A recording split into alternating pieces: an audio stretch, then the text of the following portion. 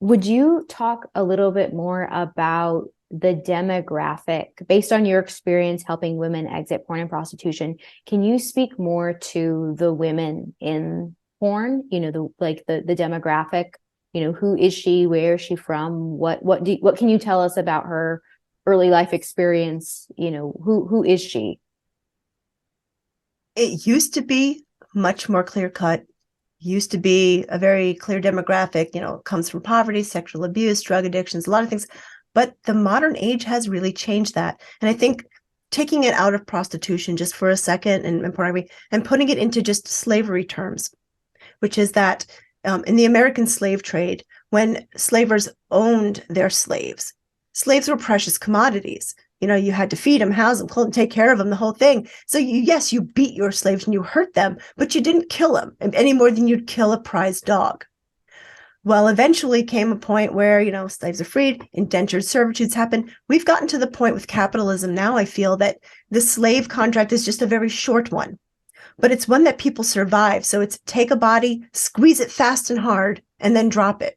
There isn't that same investment in owning someone. It's take it, quick it, squeeze it, get the next. And I feel like social media almost trains people in that quick, fast next, especially TikTok, the way you just kind of scroll down it like that. Next, next, next. It's always like you're half even thinking about what you're looking at because you have half a brain on what you're looking at next.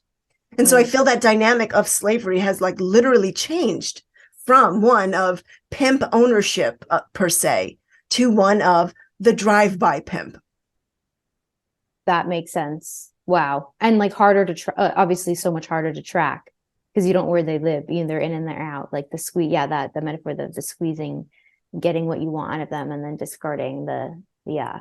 What about, so based on what you used to see, taking away like OnlyFans, taking away like TikTok, like what you used to see, like what was the average? Because I feel like this is a part of the conversation that gets so lost about like um the burnout, or if you could even call it burnout, but the point that women get to, whether it's because of anal prolapse or a near-death experience. Can you speak to the age of the women that you have helped exit porn and prostitution, and why, some reasons why a woman would choose to leave?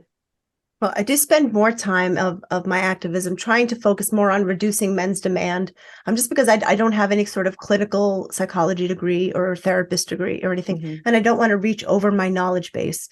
And I wouldn't want to promise something that I can't deliver. However, women just come to me and they send me emails and they want to meet. And then you just meet a woman where she's at. And so that's what I have a lot more experience doing. Women just finding the commonality with me and asking me, how do I get out of this? How do I leave? And I wish I had easy answers. I wish there were easy answers.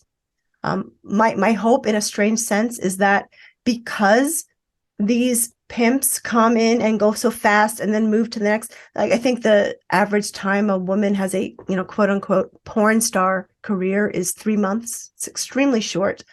Wild. But to me, that also says that the time that she was being abused is shorter. Instead of her being abused for 3 years, it was only 3 months, and you can survive that. And you can heal from that, and you can come back around and help other women when you've healed. Wow. So they're really counting on getting as many women. Like it becomes about the quantity, right? Numbers. Isn't Yeah, about the it's all internet these about days. numbers. It's a numbers game.